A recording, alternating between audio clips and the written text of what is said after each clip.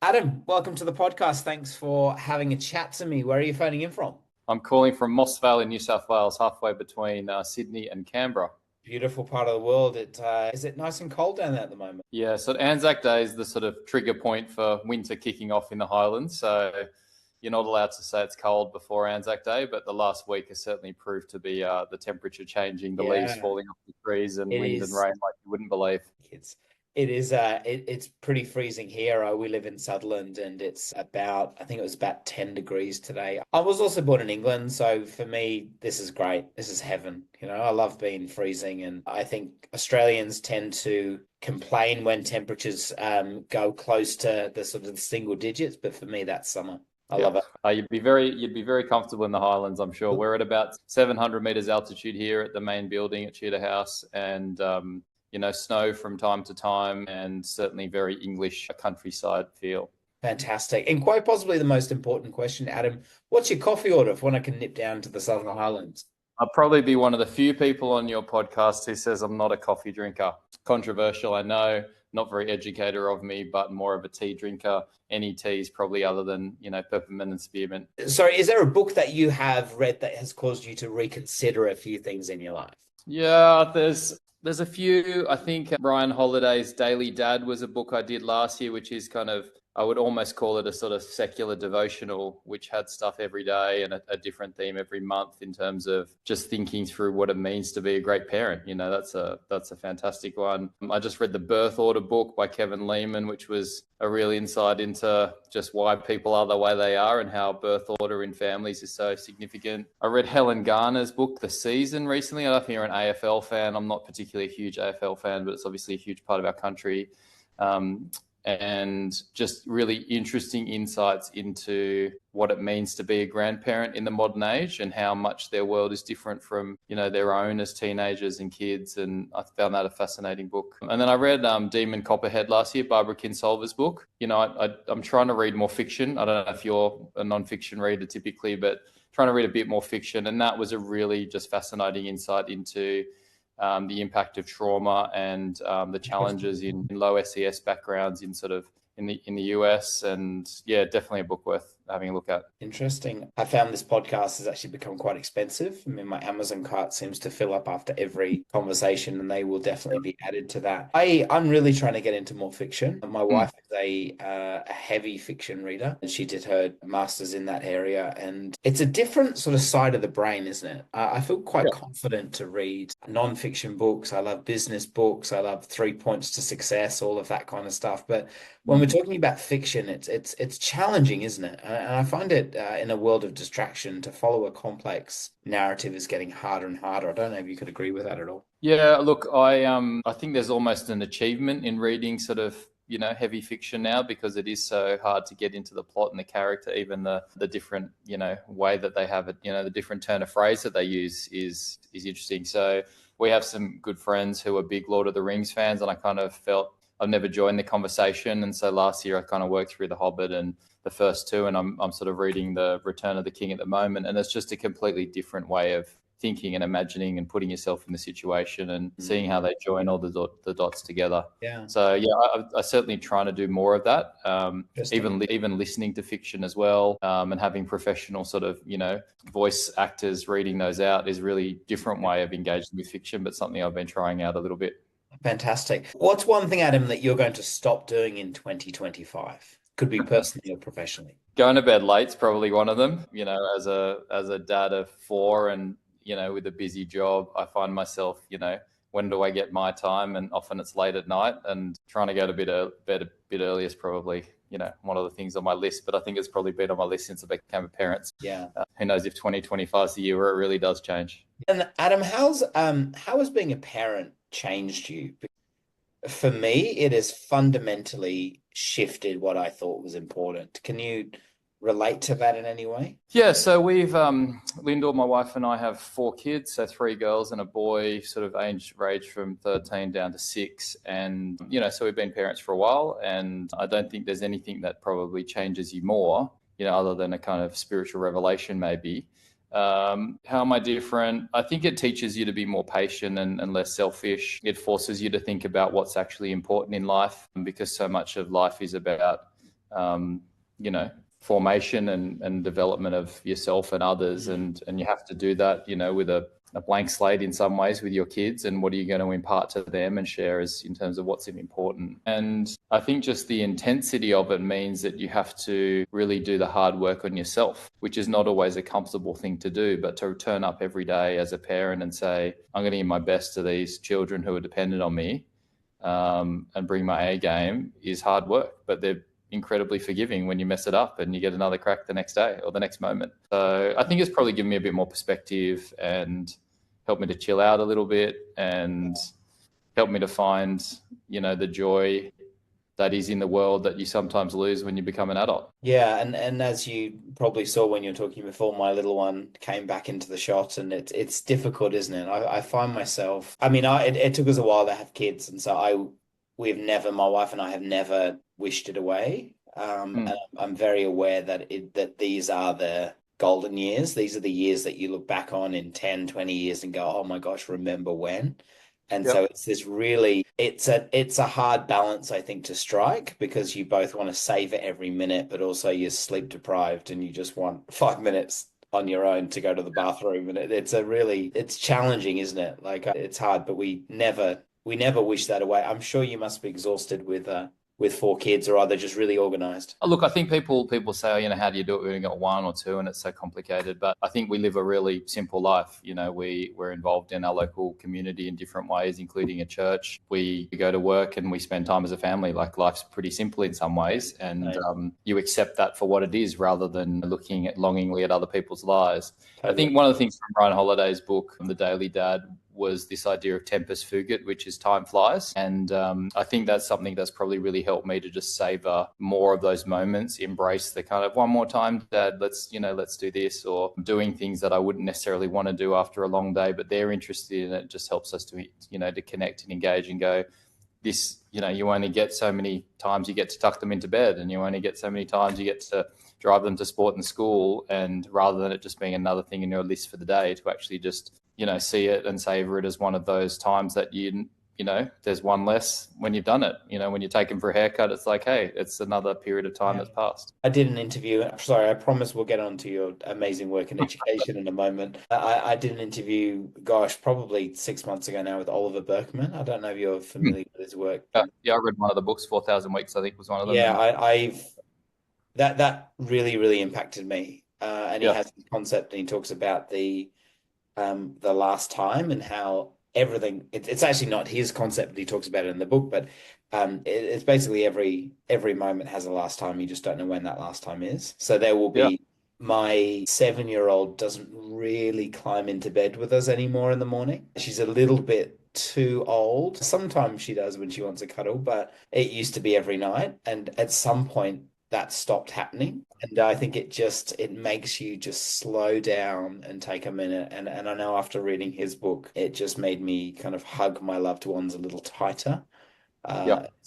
Yeah, look, Adam, I could honestly, I feel like it's two dads having a chat about their kids. And as much as I love that, I'm sure there are people listening to this going, goodness me, when are we going to get onto the education stuff? So for those people that aren't familiar, and I'll put a link to some more information about you in the show notes, but what do you do, and what's your role? What's your history in education? Give us a little bit of a snapshot of who you are. Yeah, me working life. So I'm the head of Tudor House School, which is, as we talked about before, in Moss Vale in Southern Highlands. Tudor House is the preparatory co-ed boarding school of the King's School in North Parramatta in Sydney. And so between us at Tudor House and the prep school at Parramatta, we feed students into the senior school in Year 7. And so I've been in this role since the beginning of 2022, so 3 and a bit years now. And prior to that, I spent about 7 years at Shaw School in North Sydney as the deputy head of their prep school, in charge of the North Sydney campus, Year 3 to 6 boys campus, and then started my career at Claremont College, one of the Anglican corporation schools just up the road from Coogee Beach. Spent about 8 years there as a graduate teacher, and ended up doing some middle leadership roles. And prior to that, I did a gap year in Canada, working at a big boys' school called St. George's in Vancouver, and went to school at Scott's as a student in high school. So very familiar and comfortable with faith-based schools of a reformed sort of Anglican tradition, and very comfortable in schools that are, 100 plus years old, that have a lot of tradition and history and expectation behind them. Uh, so what were you like at school, Adam? And was there a teacher that really made a difference in your life? What was I like at school? I was a fairly sort of straighty 180 type kid. I enjoyed the structure and routine of school, the breadth of opportunities, whether that be in sport or in co-curricular and academic pursuits, camps and so forth. I was blessed to have lots of good teachers. I think, as an adult now looking back and as an educator myself, I think you remember the very best teachers and the very worst, and you don't kind of remember the ones in the middle. I have fond memories of my kindergarten teacher, a South African lady named Miss Redman, who taught me how to read and spell and write. Like, that is very clear to me as a 5-year-old for some reason. I remember my year 3 and 4 teacher, Mr. Bernardi, who, just was always was a very firm man, I think fair in recollection, but always played cricket and got involved with, the kids at school. I think that was a clear memory of mine of just, always playing cricket and being part of it rather than just standing on the side and kind of watching it happen. And then in high school, look, there were lots of different people. I think many of them invested and saw things in me and, believed in me. I think that's probably the main thing. And I think at Scots I had lots of, fantastic teachers who really provided that guidance and formation that, young men need, including the senior leaders once they got into year 11 and 12. Yeah. And sports coaches, there's lots of people. I don't have many memories of people who were particularly unkind or not engaged. The educators I worked with had good hearts and gave a lot of themselves, and my memories are pretty positive of that. Amazing. And Adam, how do you think that has shaped your own philosophy of teaching? Like, has that anything kind of lessons that you've taken from that? Yeah, I think the relational component to teaching, I know, you think about the 8 teaching standards, how you know your children, how you know your students and how they learn, that kind of thing. There is a key part of education being relational. And when we're talking to the children and trying to inspire them and build their knowledge and skills, it is actually that whole mantra of, it's not how much you know, it's how much you care kind of thing. And I think that really has informed how I go about being an educator, but just a person in general, that in many ways, being a leader or being a person is not that difficult. Work hard, treat people the right way, be respectful, put others first, all that kind of stuff. If you do that, you will build a great network of people. You will make a difference. You will live a purposeful life. Yeah. The King School is an incredible institution. I actually did my first casual day at the King School in 2000 and I believe, and I drove from Cronulla. I didn't quite realize how far Parramatta was, and I got there and I was just excited to be in the classroom. And it was a wonderful institution, and so has so much rich history. Tell me a little bit about what's special about working at the school. What makes the King School special? King's, oldest independent, school in Australia, founded in 1831. You think that's within the first couple of generations of Europeans arriving in this country. And that school was set up and formed to raise leaders for the emerging colony. That's like the scope of history, and at the moment we're sort of building towards our bicentenary, and that's a lot of time to be successful and involved as an organization. There's obviously evolution that happens in that place, but I think the 320 acres at the main campus at Parramatta, the 170 odd acres that we have here, mean that you can think and do education differently because of the geographical surroundings. And so I think that's a really fascinating element to an education at King's, whether it be at the Mossvale campus or at Parramatta. I think King's has both the means and the aspiration to, really be Australia's school to the world. And I don't mean that with any kind of delusions of grandeur, but King's has sent kids through its 200 years all around the world.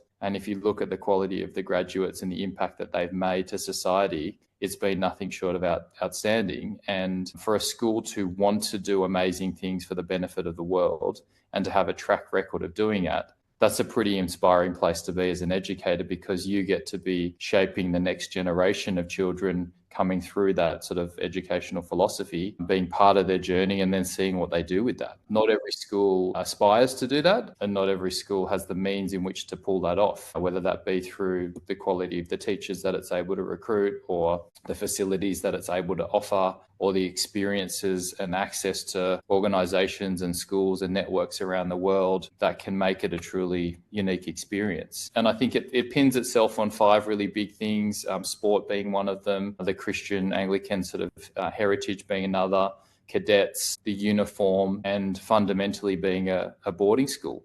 That it's a residential community where 400 kids are living on site, and families and staff, and it is its own little city and world. And that's a really interesting place to be when it's not just a job that you turn up for. It's a labor of love. You roll up your sleeves, you've got skin in the game, you've got soul in the game, and you're there living and breathing this place, and it's shaping you as much as you're shaping the people around you. Adam, there's so much in that, and I'm proudly involved in public education, but I also see the unique role that different expressions of schools have. And it sounds like from what you're saying that King's and many of the amazing schools that you work on kind of have a responsibility to the educational communities at large to really show what's possible in education. It seems like I know there's so many amazing things that you guys are doing. It's really inspiring. But do you think there is that responsibility for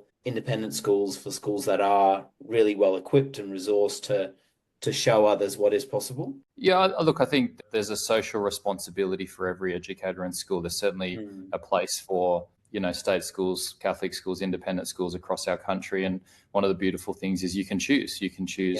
The different type of education, the style. You can choose a Steiner school and Montessori. There's different approaches to education, different sizes of education. You can choose community-based schools. You can choose parent-run schools. You can choose very small schools, online schools. There's lots of different. Each of them, I think, has a place in developing our broader society by shaping and forming the next generation. I think for schools like King's that have incredible resources, there is a sense where we should be in a position where we are finding ways to give back, and not in a sense of like we're like in a condescending kind of savior complex, but just in the sense that if we have the means by which we can help, why shouldn't we do that? And whether that's volunteering in local communities, giving back type things, or whether it's partnership opportunities to work alongside other schools and be involved outside our little bubble. Yeah, it's really interesting, and like I said, I've got some incredible colleagues that are doing amazing things across so many different sectors of education, and I love hearing some of the commonalities between schools and school systems. I think it's hugely important. Adam, what are some of the challenges with running a multi-site and multi-campus school? Because the Southern Highlands is a long way from Parramatta. How do you make sure that everyone's moving in the same direction and has the same ethos? What are some of the... Yeah, so we're a long way from the mothership, an hour 45 or so up the highway.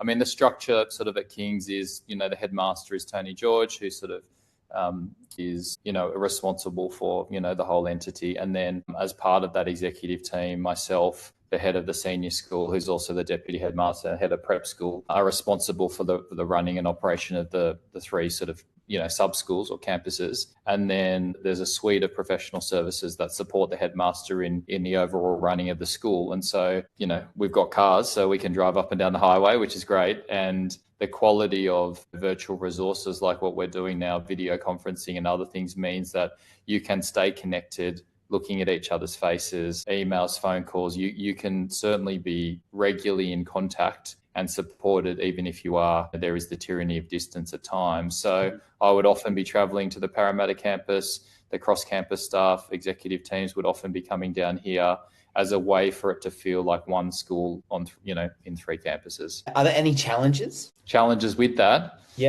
Yeah, look, I think one of the challenges for us is that the school itself here in Mossvale, Tudor House, has its own very distinct history, some of which sits, separate from King's story. So Tudor House was founded in 1897 by an Englishman named Wilfred Inman. For 5 years, it was based in Sydney before moving down here. And since 1902, it's been down here in many ways as a kind of independent prep school. And the King's connection came in during World War II when the King's Council sort of took over the school, and the connection and relationship between King's and Tudor House has ebbed and flowed depending on who the headmaster at King's has been since the 90s. And in 2016, Tony was appointed the headmaster, and that really revitalised the connection between King's and Tudor. A lot of the boys from this school through its history had gone up to King's, but they'd also gone to Eton and Geelong Grammar and all around the world and to other Sydney GPS and CAS schools. But we really have rebranded, re-strengthened over the last 10 years. And that has reduced, I think, in some ways, the challenges, because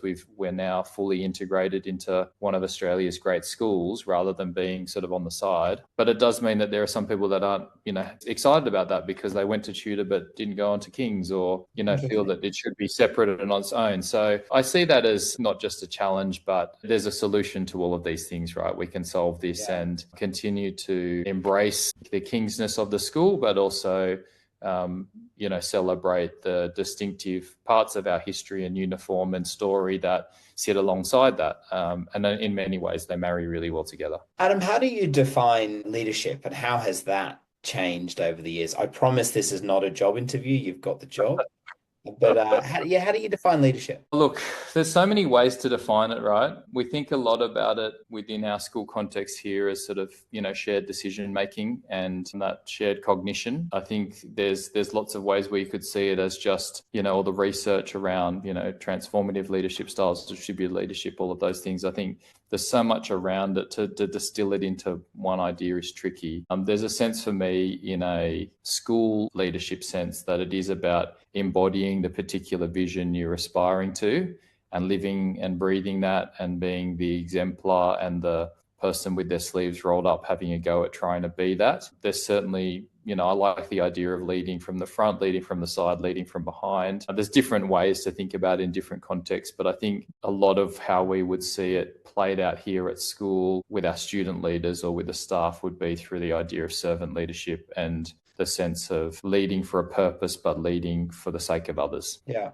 there have been so many volumes of books written about leadership. I always find it interesting asking people how they perceive it. If we were to get somebody that works closely with you on the Zoom call, which I think would be an amazing interview, what do you think they would say about you? What are some of the things that you think they think that you do really well as a leader, and maybe some of those things that you're continuing to refine somewhat? Yeah. I would hope that they would say that I'm a fairly calm head in tricky situations, that I think at a temperament level, I can stay fairly calm and measured through difficult situations. And I think that's useful in leadership because so much of working with young children can be up and down and emotional and heightened. And sometimes you just need to get some perspective, keep it calm, make a decision and move on. So I would hope that they would see that calming influence, in the way that I lead, that they would see someone who's passionate about the school and about people and about wanting what's best, and that they would see someone who's, probably frustratingly, but relentless in, wanting to improve and get better, always a little bit dissatisfied. And if you're not an A-type personality, that probably could be hard. It's just like, dude, can we just calm down and just be happy where we are for a moment? But I think I'm probably getting better at that, I hope. Someone who is willing to acknowledge and respectfully work in a context where there's a lot that's happened before I came here. Tudor House is in its 128th year. There's a lot of chapters before me and there'll be a lot of chapters afterwards, but I have a particular responsibility as a sort of custodian, ambassador of the place at the moment, to not just leave my mark, but to leave it better than I found it, and to make sure that the people who come through during this time look back on it and say, yeah, they were the best school days of my life. And I was really well cared for, and we had great experiences and we had great people around us, and I'm better for it. And it set me up for the rest of my life. Yeah. And big responsibility. And you have to be, I think, you have to be the person who knows the school better than anyone else, I think, to be a good head in a school that's as old as it is, because traditions, any tradition started as an innovation, as a new thing.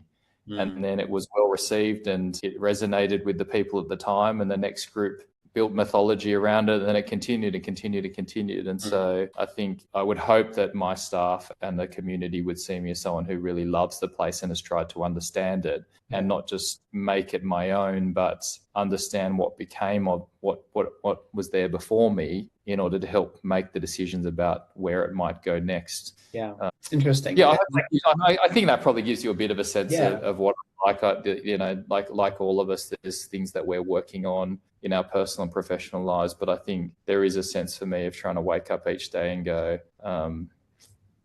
help me to be the best version of myself, when I pray in the morning, and to make a difference and Yeah. to lead faithfully. And if I can keep doing that bit by bit and be humble and honest and, apologetic if I make mistakes, then there's an authenticity, I think, that comes with that people go, yeah, okay, we trust this person. We might not always agree, but we know at heart, he's got our best interests, or the school's best interests, or the community's best interests at heart, and trying to, do the best he can. And sometimes there's 51-49 decisions, right, where you're 51% happy and you're 49% unhappy, but it's better than the other way around. And seeing the grey in it, people can go, yeah, okay, I can work with this.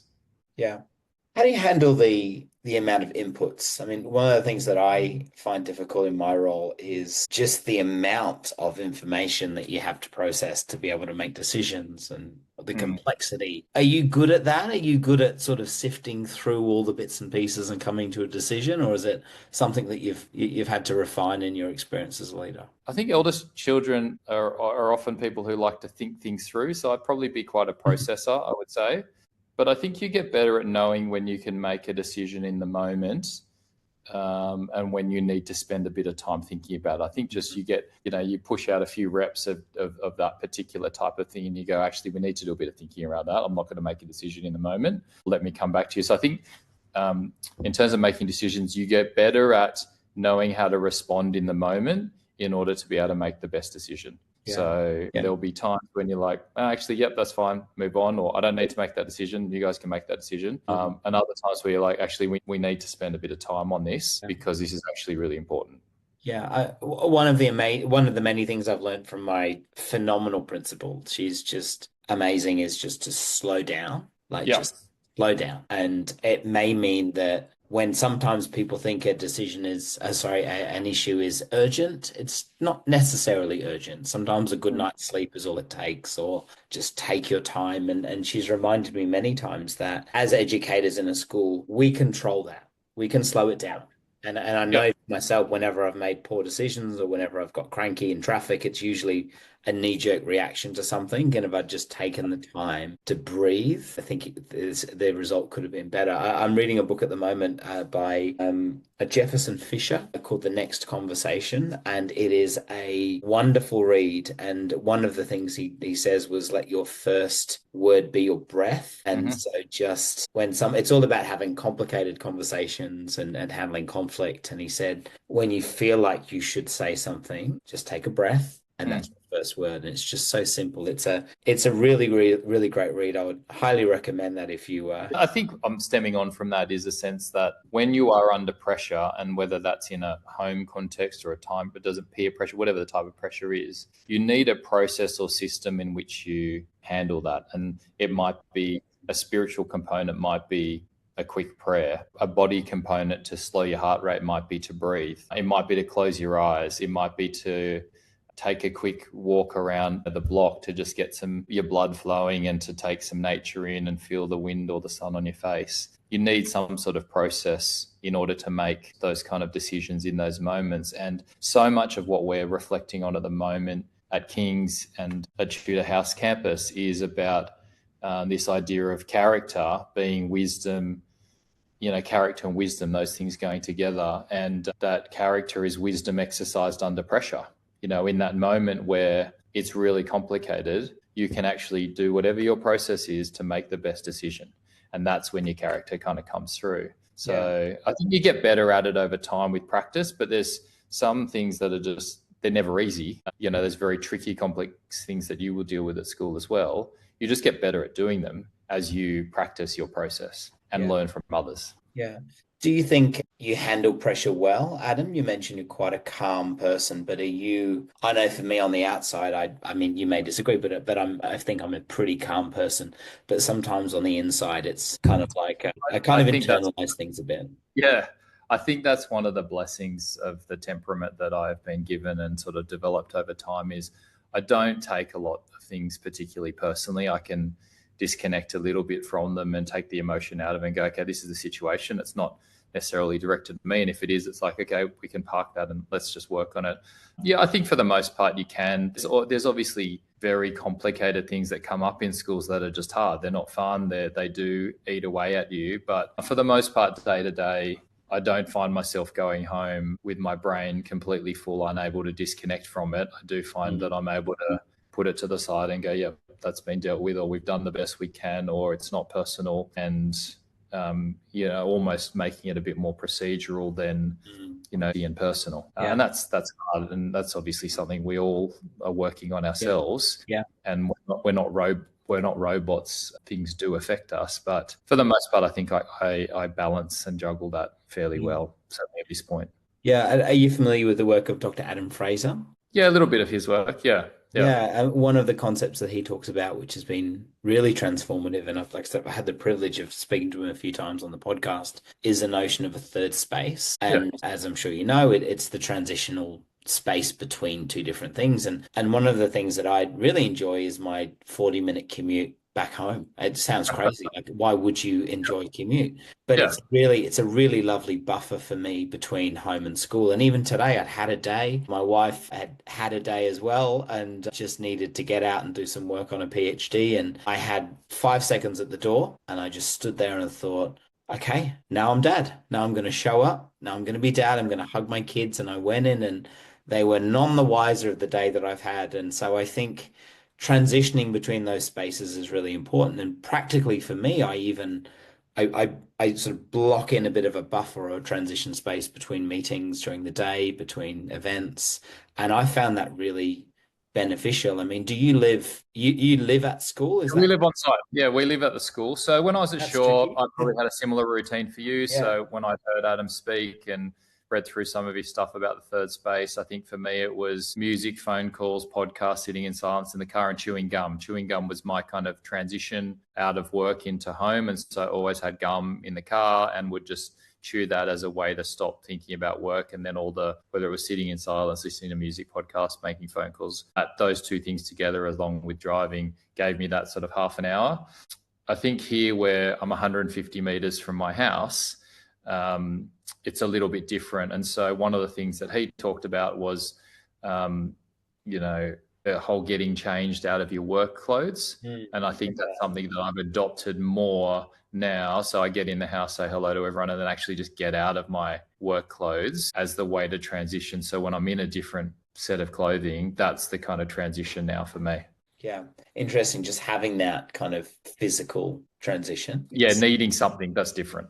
Yeah, really important. And for me, it's actually having a shower, which sounds so obvious. But if I go from school to an event to something else and I haven't had a shower, I just feel it. I don't even need to be that clean, but just the feeling for me of kind of jumping up. Yeah, I think is really important. It's that kind of reset. So you mentioned, Adam, some of the challenges of working sort of close to home. Do you find your sort of personal and professional life bleeds into one another because you don't have those sort of... It does. Anyone who's worked in a residential context, whether that's a boarding school or something else, would appreciate that it's a bit claustrophobic at times and you never really get to fully leave the place. I think you get better at just switching off and being able to say, this is family time, this is not. I think for me, we will go to church on a Sunday morning and the staff kind of know that just give me Sunday morning and let me have lunch with the family. And then if it's get in contact with me, so at least I get a bit of, the Sunday morning time is sort of family time and fairly sacred. But yeah, it is. But you don't go in blind to this either. You don't go into a boarding school going, hey, it's going to be really relaxed and this is work and this is home. You go in knowing that it's going to be blurred. You accept it for what it is. And there's lots of great things that come with that. So my kids are on site with the 10 staff who live on site and their families, as well as the boarders, and the constant flow of people that are coming to visit to play sport games or, come to the school. So they have this built-in community around them, which is so different from, the inner city or anyone who's just living on a street with a neighbour. they've got this built-in set of friends and families, which is great. But it is hard to disconnect. It is hard to practice any kind of Sabbath or full sort of just removal and resetting. But you find different ways to recharge, step aside, manage the flow of a term. Adam, I do want to be respectful of your time. I know it's a school night, and ironically, we're talking about balance, and you're having a conversation with me. Is there an area, Adam, in your life that you feel like you are currently under-investing in? Is there something which you would like to ramp up in your personal life a little bit more than you are? That's a really good question. Yeah, look, I think you can always find more time for, exercise and things you love. But I think probably the thing I don't do enough of is investing in the people that I love outside of my kind of nuclear family, because so many of them are not in the Highlands, right? So I don't get that day-to-day, week-to-week connection with them, whether that be friends or, family, my family or cousins or, whoever it is, former colleagues. That's probably something I'm not putting enough time into. I do like playing golf. I haven't played regularly, since we had kids probably, but I got a handicap back for the first time in like 15 years, longer than that, 18 years last year, just to be able to take dad and my brother away for a golf trip in Melbourne. So maybe a little bit more of that. I played a little bit in the school holidays, which was nice. Even just playing the guitar and, getting out the sketchbook and drawing, some of those things I probably don't do as much of, but trying to integrate that into doing it with the kids probably means I'm doing a bit more than I would otherwise. Adam, one of the things I absolutely love about doing this podcast is getting to speak to people and talk to them beyond their role, because you can Google the amazing work that you're doing and the amazing and incredible example that the King's School is, but it's really lovely getting to hear stories behind people. And I'm so grateful, like I said, that you take the time and talk to me and share some of your story.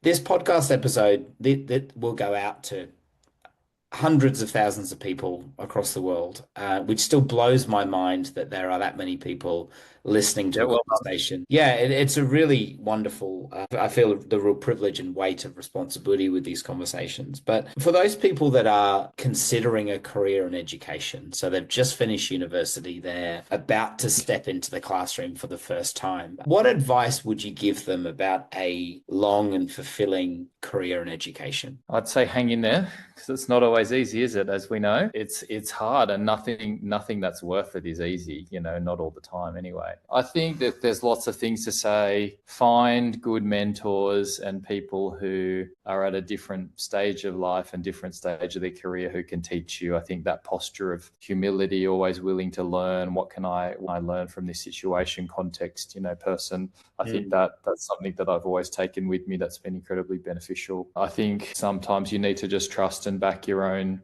thoughts, so graduate teachers need to know that there's a lot that they bring to the table that people who have been in education for a long time, they're not as sharp on some of those things that are coming straight out of university. There is a beauty in teaching that you don't always see in the day-to-day, but when the kids in my first year 3 class are now in their mid to late 20s, and they're adults and they're getting married and they're having kids and they're connecting with me on LinkedIn and they've become their own people. And those are the moments I think where you go, I'm actually making a difference that's going to ripple into eternity. And when I'm teaching a year 3 kid how to form a letter and do this, or I'm marking this textbook, or I'm on the playground helping a kid with a band who needs a band-aid, you think, what am I doing? But all of those minute things put together actually help to shape and form people. Yeah.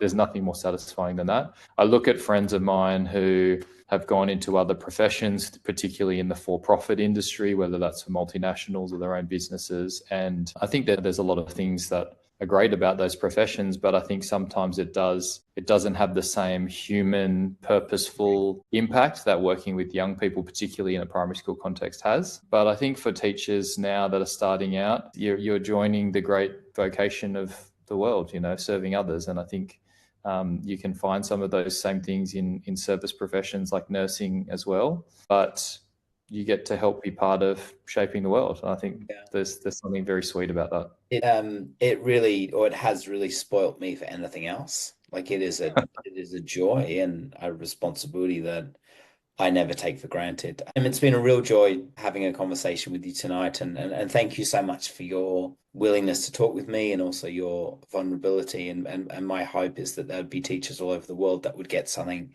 out of our conversation. So thank you so much for your time.